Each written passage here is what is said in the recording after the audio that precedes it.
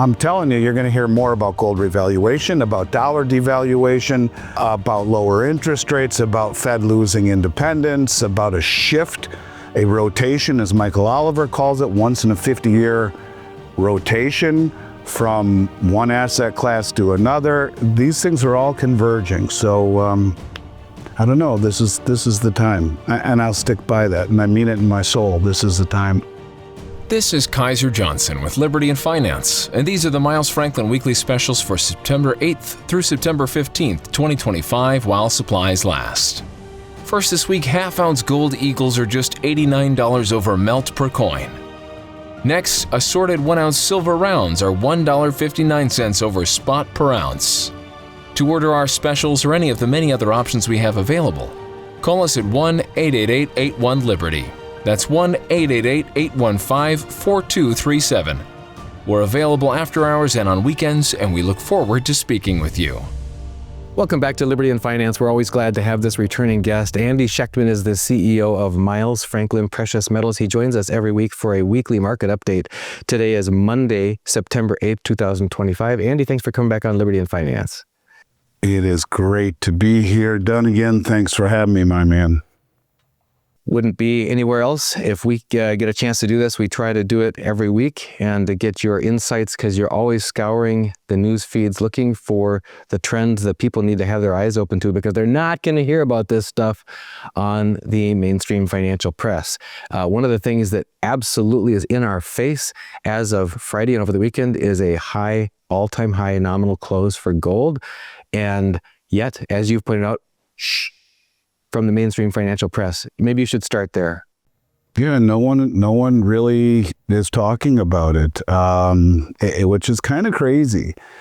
And, look, I think it's most important to understand that this is not gold going up. It's mostly currencies everywhere depreciating against gold, not just the dollar, but all currencies. And I don't know, it's not only a normal bull market, which I see very clearly, but it's also a monetary system reset, which I see very clearly. And, when you see an environment where foreign governments and central banks hold more gold than U.S. Treasuries, it's a sign that they trust gold more than they do the dollar and our debt. This is a big deal. This is a monetary reset. This is a reshuffling of the deck. I think people need to understand that. It's crazy that this isn't all over the mainstream, that this isn't spoken about. It's shocking to me, and it just makes my disdain for the legacy media grow by the day. Look, our massive debt means that we will almost certainly rely on money printing to pay it back, which erodes the value of the dollar. Foreign holders of our treasuries and our dollars do not want inflated dollars, so they too are shifting into gold. And it's because of the credibility, the liquidity, the physical security. This is what has shifted gold's bull run from $1,700 to $3,500 an ounce in just the last 3 years. And then at the same time, you got momentum building with guys like Putin and Xi and Modi, who are openly urging trade in local currencies, which again are laying the groundwork for a world less dependent on the dollar, done again. And that's, this is what it is. It's not so much gold, it's the dollar. It's everything. Gold is the barometer by which we measure everything else. And when you have a treasury that is projecting well north of 22 to 25 trillion in debt in the next several years, with our foreign creditors who have supported our lifestyle backing away, I don't know, isn't it always been the Fed that stepped in and with more money printing, risking inflation? I don't think this is panic. This is a sober reality. Confidence in the dollar is slipping, and gold and silver, with its long-term 5,000-year track record. Speaking of 5,000, that's the number that we're getting out of Goldman Sachs if just 1% of the money that's in treasuries pulls out of treasuries. Bald Guy Money did an interesting one, and he said if 20% pulled out, he was getting $9,000 gold. And wouldn't surprise me. And then they revalue it. The higher the price of gold goes, only benefits this country on many levels, not only through the devaluing of the dollar, but also, of course, the ability to, if Judy Shelton is right, peg gold to the back end of the Treasury. You know, this will probably, I doubt people would get this, maybe people watching your show, but if you bought, what do you think was the best performing asset if you bought the day Nixon closed the gold window on August 15th, 1971? Well, obviously I'm asking the wrong crowd, but number one was gold. Number two was the S&P 500. Number three was the Dow Jones. Number four was silver. And this is including reinvesting every dividend for compounding gains, which no one ever does. Investors never do that. But if you had invested every single dividend for the past 54 years, gold is still outpaced the Dow and the S&P. Silver came in just behind those at number four, but it goes to show the old adage that Wall Street wants us to believe that because there's no yield on gold, you should have known it. It's actually a joke. Yeah, let me just remind everyone of the email that I received from the association, the Florida Association of Association Managers for all of the retirement. If you haven't been to Florida, folks, there's a lot of retirement communities, a lot. And they all have associations, and the associations have treasuries, and the treasuries have people that watch after them and try to maintain their asset value. And there's an association of those associations, and their response to me when I said, what are you doing to protect mom and pop from the destruction of the value of and the risks to these nest eggs of all of these associations, of all of the homeowners associations? And the answer I got back, as you know, Andy, but some of our viewers might not have heard, is that gold is a volatile and speculative asset and does not pay a dividend. And there you go. Since 1971, and there's other time periods you could also quote, I'm sure, because the chart that David Morgan gave us of the Dow when priced in gold says it's been a bear market since 2000, and it just if you price things in gold, you get to see what they really are priced. He says we've been in a bear market for 2 decades on the stock market. Yeah, in just about anything that you measure it against. In all valuations, don't measure it against the dollar, measure it against gold, and you'll see that in terms of gold, things are getting cheaper. And I expect that the price of gold only goes higher because, as Michael Oliver, who you have on your show all the time, he's talking about a real massive capital rotation from Western mainstream legacy investment stocks, bonds, etc., into precious metals. He says this happens but once only every 50 years. Doing a little bit of reading this weekend, found it very interesting that before Scott Bessent became the U.S. Treasury, he wrote this. I'm going to read it from his January 2024 Key Square Capital Management letter. And then I want you to think about where we are right now today and his role in all of this. We believe that this, and again, he was writing this for a letter. He was a capital management letter that he was working for in 2024.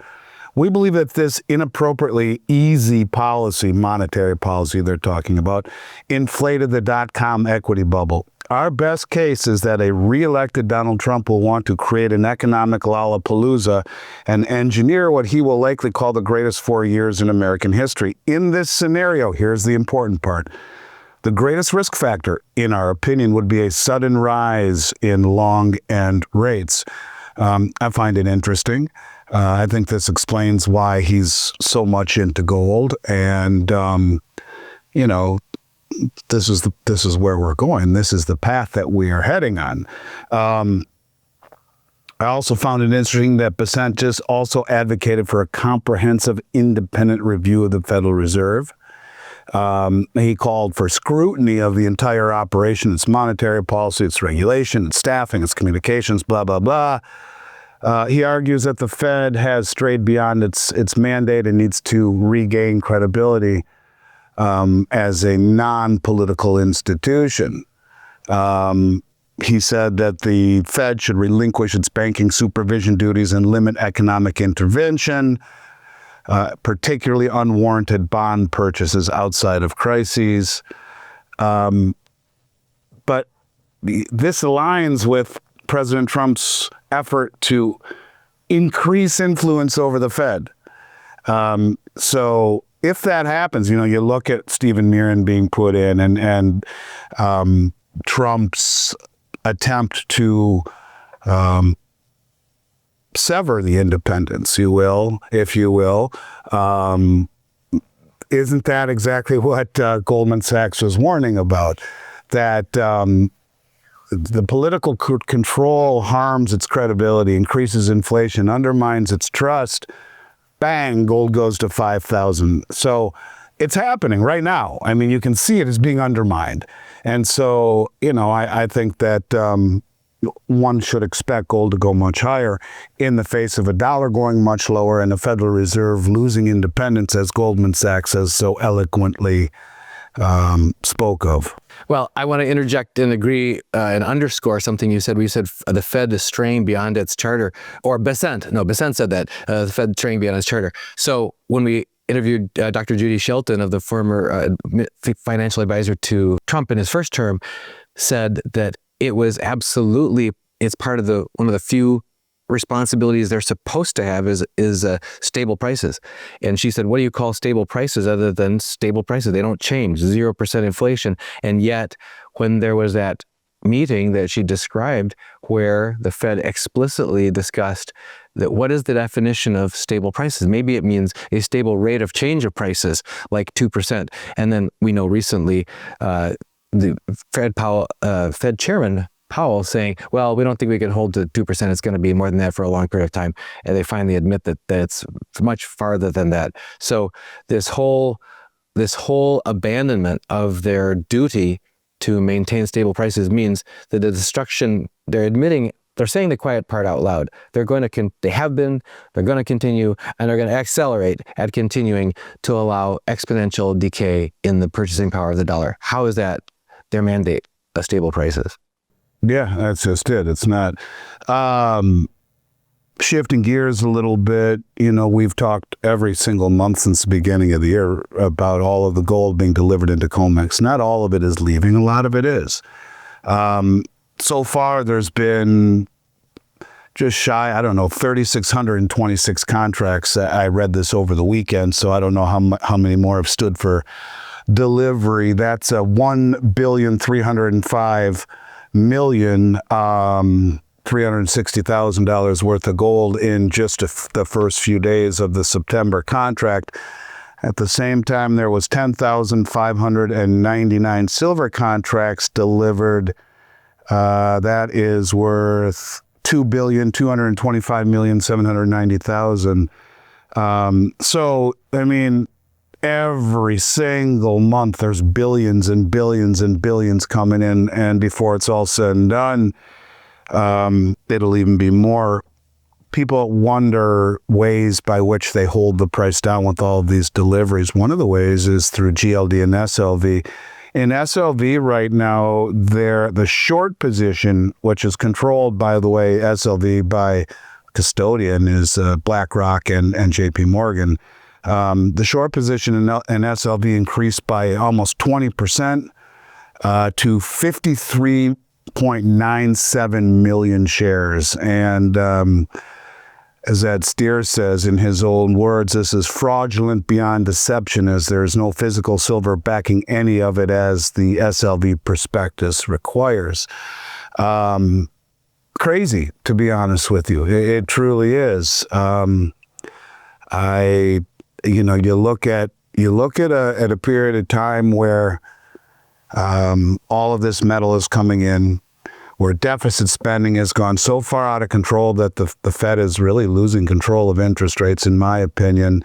And the U.S. has issued over $200 billion of bonds in 5 weeks. Then again, we're reaching a point where investors don't want to buy U.S. government debt at current yields. And let's talk about what's happening around the world. In the UK, 30-year bonds have broken above 5.7%. for the first time since 1998. But the crazy thing about that, think about what Trump wants to do, right? Remember last time the Fed lowered rates by 100 basis points, what happened to the 10-year? It went up by 100 basis points. Well, the Bank of England has cut rates 5 times this year and ended up with rates at a 27-year high. How the hell does that happen? So the market is literally rejecting interest rate cuts due to deficit spending and inflation. So when the Fed cuts rates in 2 weeks and blames a weak labor market, are we next? Is this going to happen to us? You got the U.S. unemployment rate for 16 to 24-year-old kids at 10%. And not to mention all the revisions we have seen, the labor market is weakening into rising inflation. Here we come, stagflation. And for the first time since 1996, central bank gold holdings surpassed those of U.S. Treasuries. This is the ramifications. And we saw that potential earlier this week when the central bank announced more and more countries are starting to do this. When we saw earlier this week, El Salvador's central bank revealed that it bought gold for the first time in 30 years. It bought 14,000 troy ounces, $50 million worth. It's interesting that it used the proceeds from its Bitcoin reserves to fund the purchase, something that it's the opposite of a lot of the talk we hear around here. Speaking of Fed independence, sorry, I'm just going through some notes that I have here just to kind of touch what I thought was relevant this year or this week. Trump has signaled he wants to appoint someone who is more inclined to lower interest rates, with a point which he has, been very adamant about. Again, Fed losing independence. Goldman Sachs says the market gets one whiff of that. 1% move out of Treasuries is 5,000. What if it's 2%, 5%, 10%? The very wealthy people. So here's the thing. He wants to lower rates. Right now, with the 10-year Treasury at 4.5% and the CPI nonsense inflation saying that, okay, well, that's a positive 1.5% or whatever, and we know it's a lie. We know it's a negative yield, real yield. But if he wants to lower it by what he says as much as 300 basis points, well, then even using the same CPI numbers, you're going to be real negative yield in your face, not just the make-believe stuff that they hide on the CPI, but in your face. And the wealthy, sophisticated people ain't going to stand for that. They're not going to do it, period. They will move to gold. And that's why you see big money in central banks, I believe, have been preparing in earnest for this. Look, you're seeing all of this stuff happen without any meaningful retail participation. So, as always, the little man rule done again. The big money is front running what may be a bull market of a lifetime, because in gold's case, it's not gold going higher. It reflects the loss of purchasing power of the currency. This is why when people say, how high can gold go? The answer is, how low can the dollar go? Franz Pick used to say all currencies, fiat, are inherently meant to die. In essence, it could go to infinity. Now, I'm not saying that's going to happen, obviously, but, I just think that people could benefit from diversifying more heavily into gold and silver like the central banks have. Goldman Sachs sees the scope for prices to move well beyond 4,000 as their baseline forecast for next year, and even beyond the 4,500 tail risk scenario. This is, again, no public participation, but if 1% puts their money in of privately owned U.S. Treasuries, they're saying 5,000 an ounce. So I don't know. But I just want to hammer it home. If Trump lowers yields by 2 or 3% real yields, it'll be negative. Even by their numbers, big money will not stand for that. That's why they are front running this. The world's largest players, the central banks, the global lenders, the corporations, the global lenders being the commercial banks, the ultra wealthy, they've all been quietly repositioning. But once it becomes obvious that the public will realize that fiat money is eroding, is it too late at that point? I don't know. I'll leave that up to everyone else. A couple last things here. The jobs report.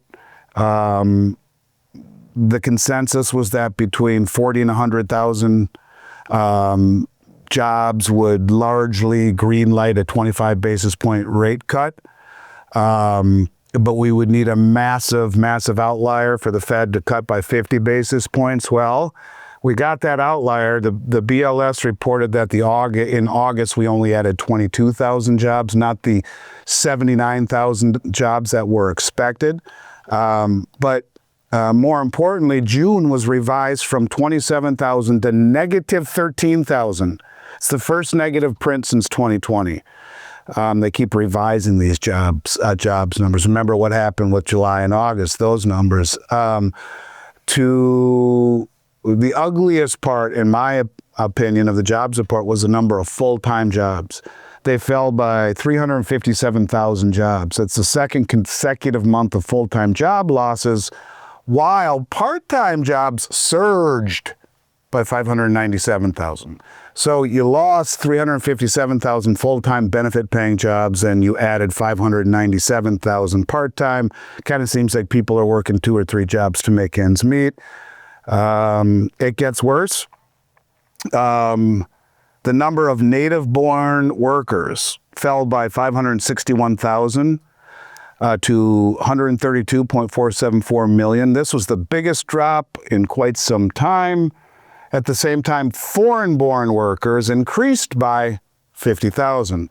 The number of multiple job holders soared by over 443,000 to 8.785 million. This was the biggest monthly increase since COVID.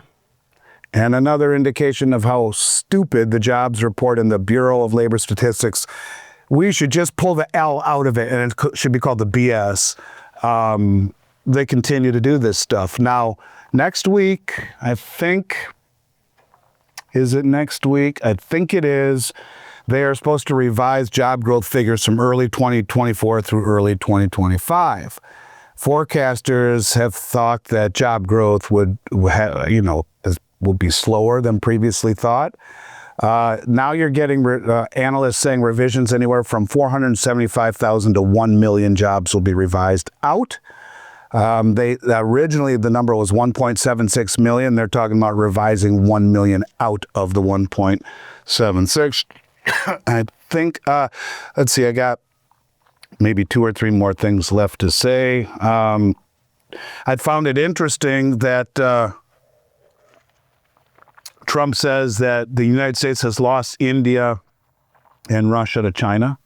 And he said, may they have a long and prosperous future together. That's what he came out and said that.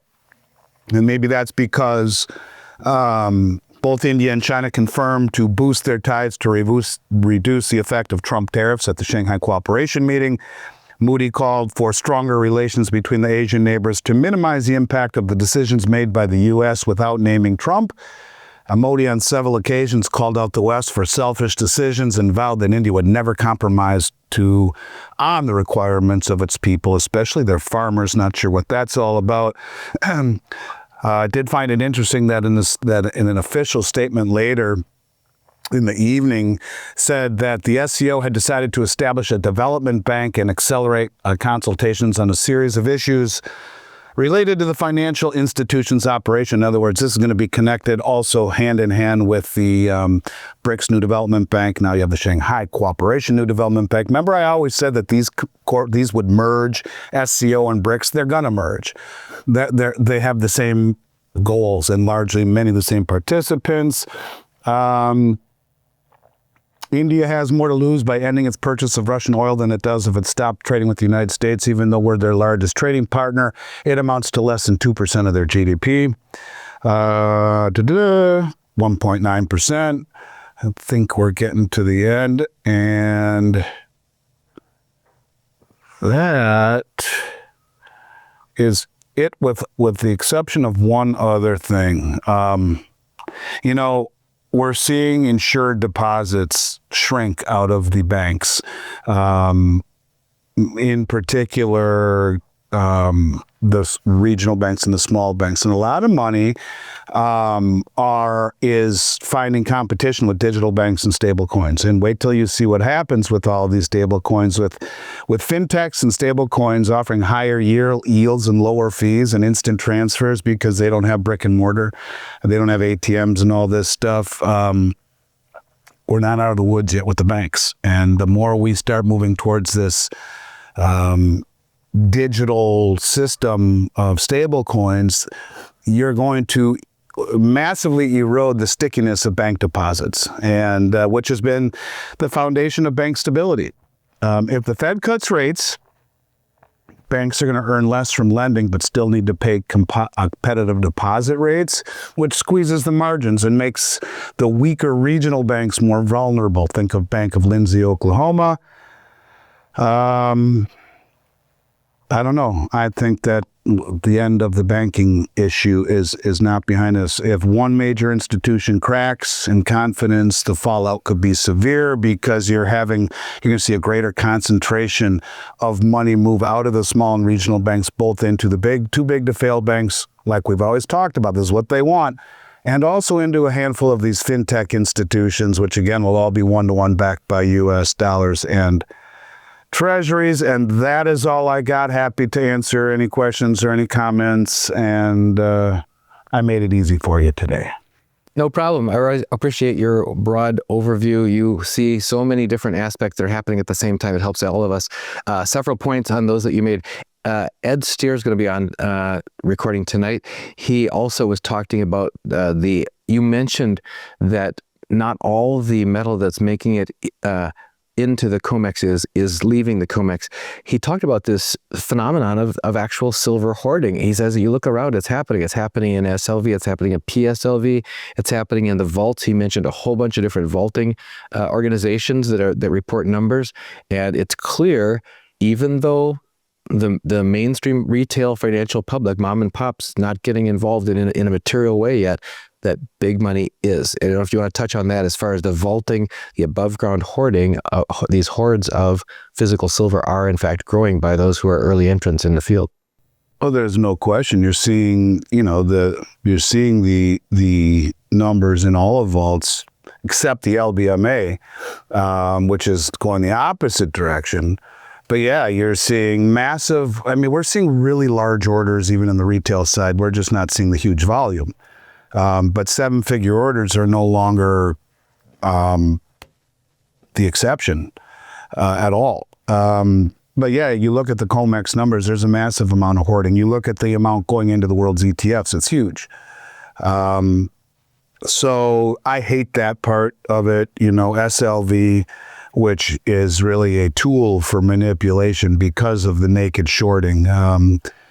I would much rather see the money go into physical and drain. When you look at like Saudi Arabia, who took this huge position in SLV, the one saving grace is the position is large enough to where they can demand delivery. And it's like when the Texas Teachers Union, which was being run by Kyle Bass years ago, put $1 billion into gold. He took possession out of GLD. So, but just simply at face value, yes, that is true. The ETFs and many of the Western exchanges are seeing record inflow, not all of it leaving. And the eligible numbers are going much higher. But there is some leaving, certainly.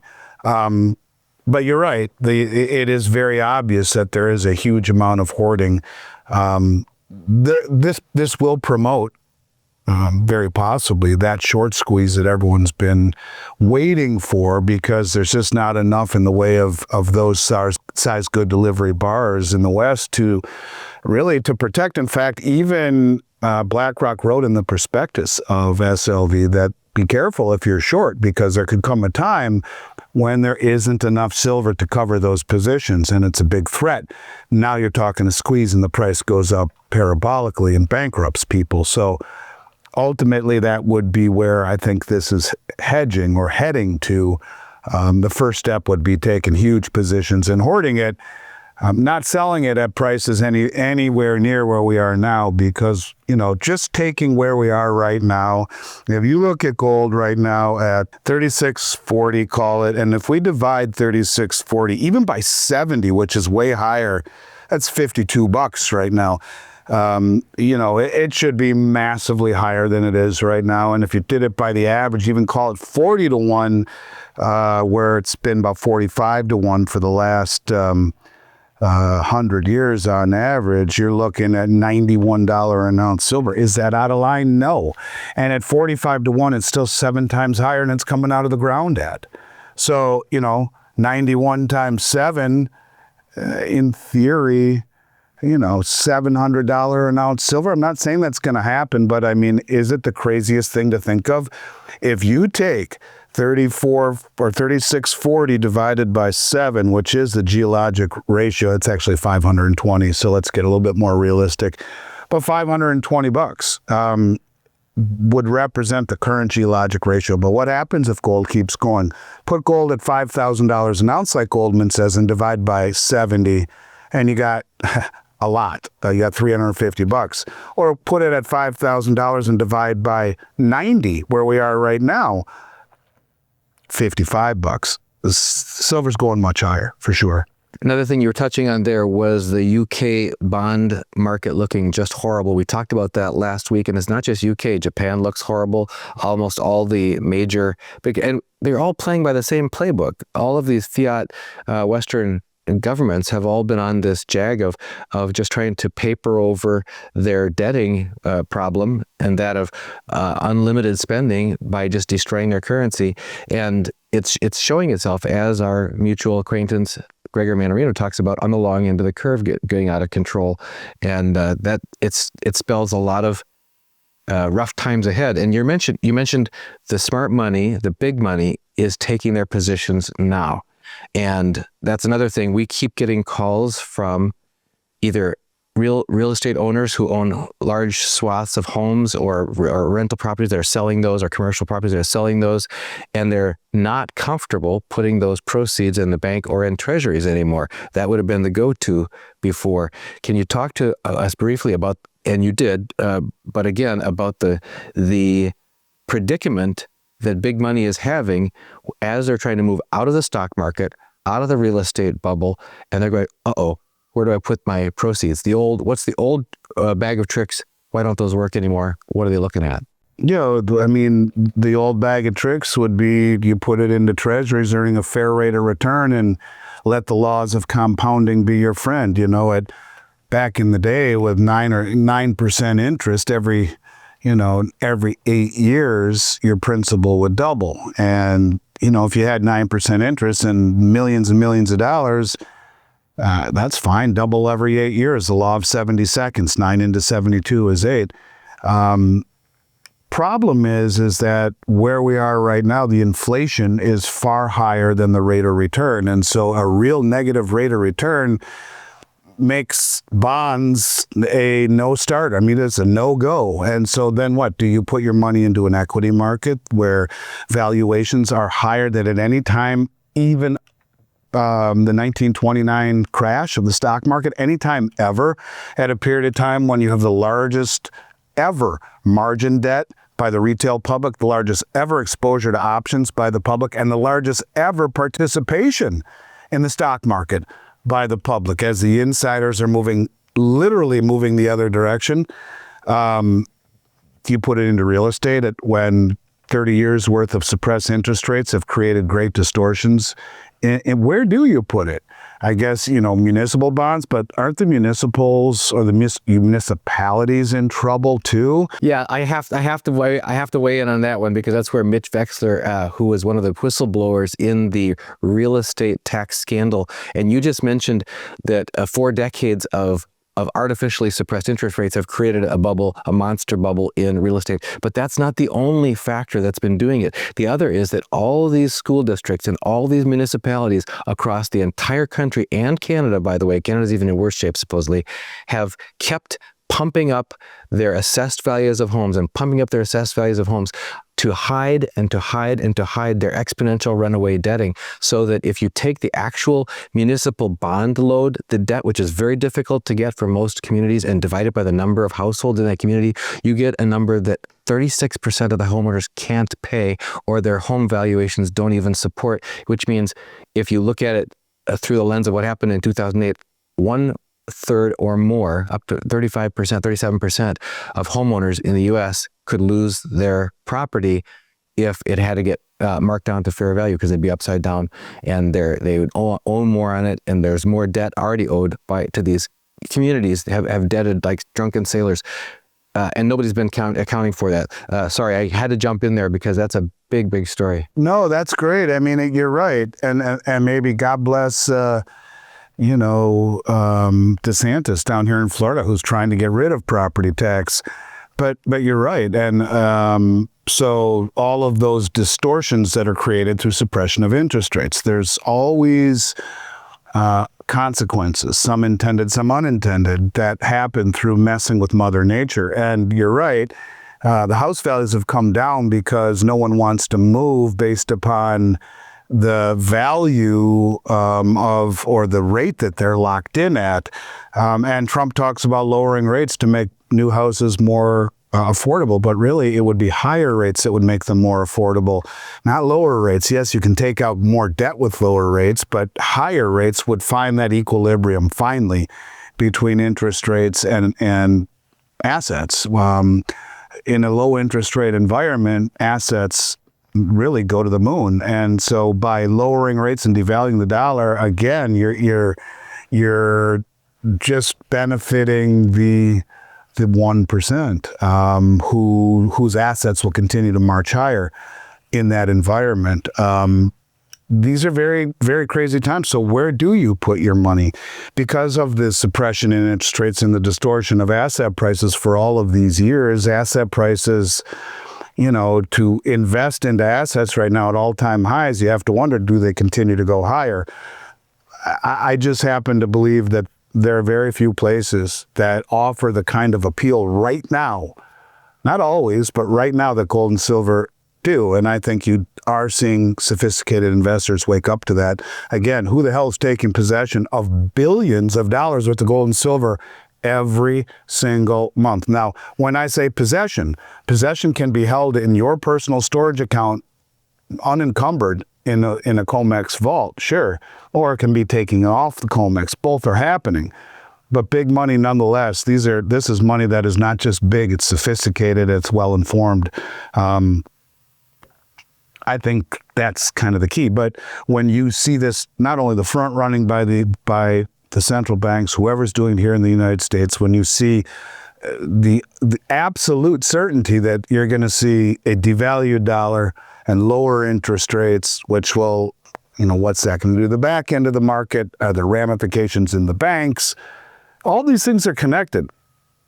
And when you take a step back, the only place that I would put my money where most of these things, if they play out negatively, I think gold is a benefactor, silver too. But I think you don't buy to become wealthy. You buy because it is wealth, and the biggest money in the world is showing you there are very few places safely to put your money other than gold and silver. So that would be my choice. Forget about the fact that I own a company that does it. I'm trying to be completely objective.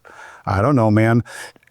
Where do you want to put it? If I give you a $100 million bill right now, where are you going to put it? You're going to put it in ultra short treasuries? Maybe. You're going backwards. You're going to put it in real estate? Maybe a little bit, but at all-time high valuations. Stocks, all-time high valuations when the insiders are leaving. I don't know.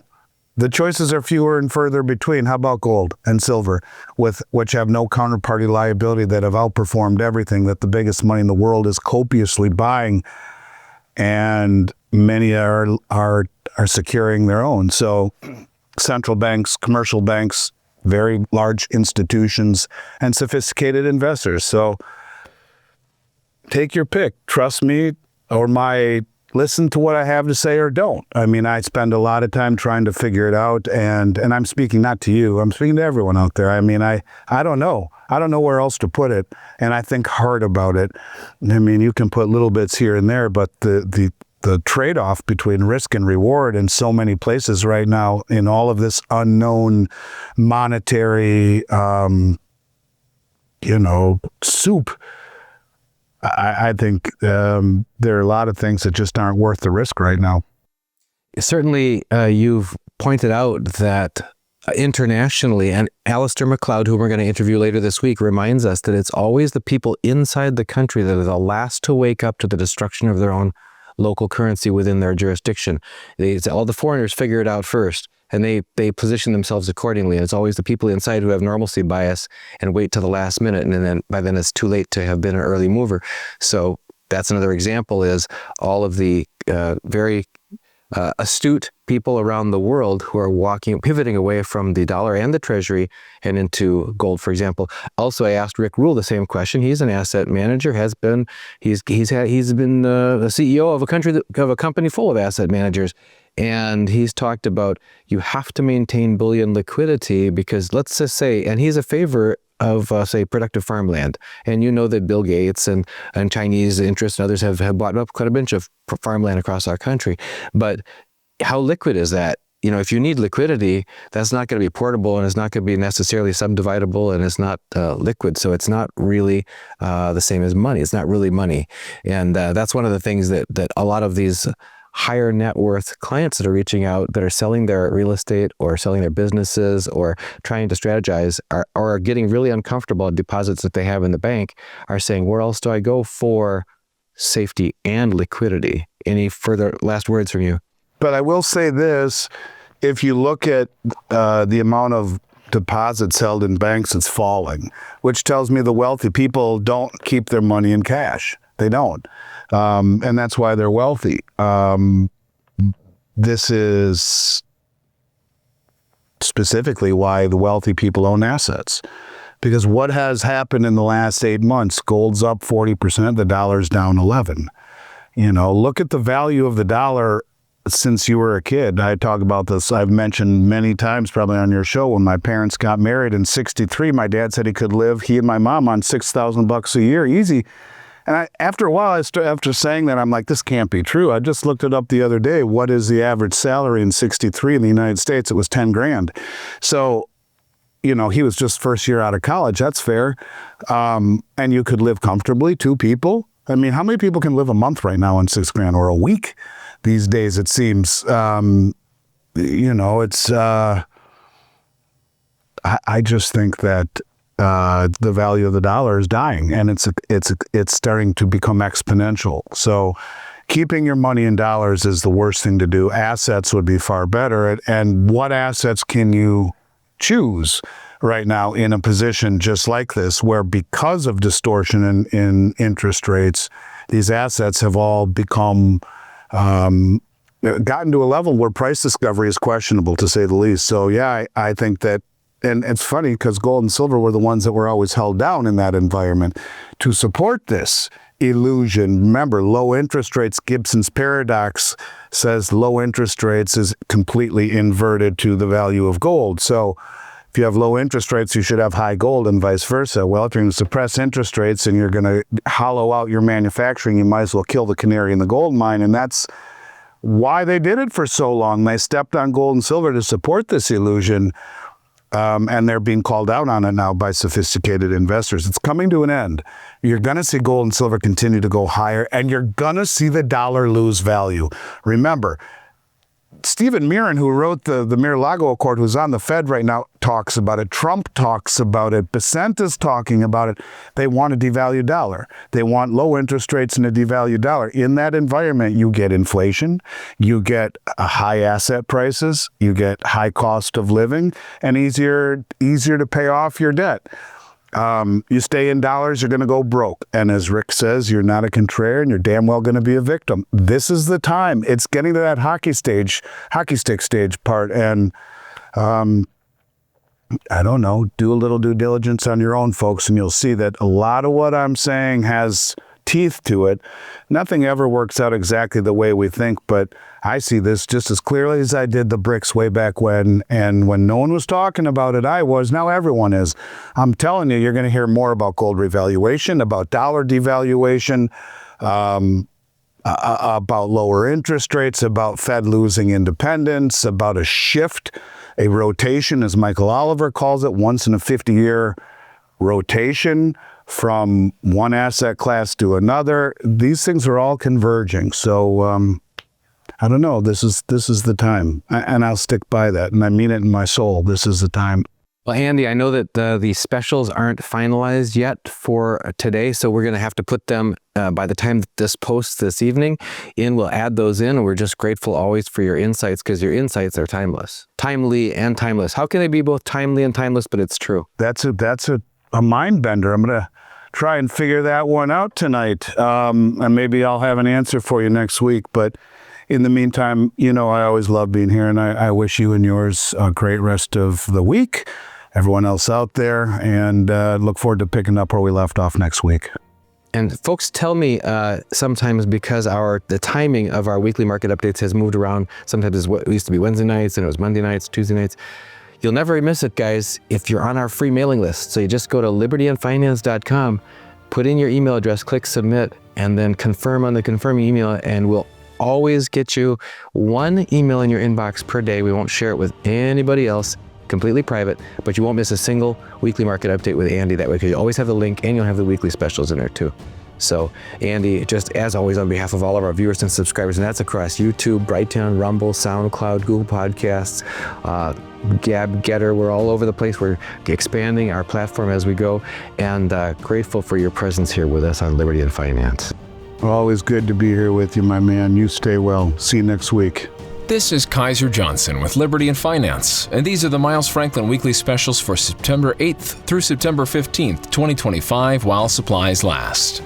First this week, half-ounce gold eagles are just $89 over melt per coin. Next, assorted 1-ounce silver rounds are $1.59 over spot per ounce. To order our specials or any of the many other options we have available, call us at 1-888-81-LIBERTY. That's 1-888-815-4237. We're available after hours and on weekends, and we look forward to speaking with you.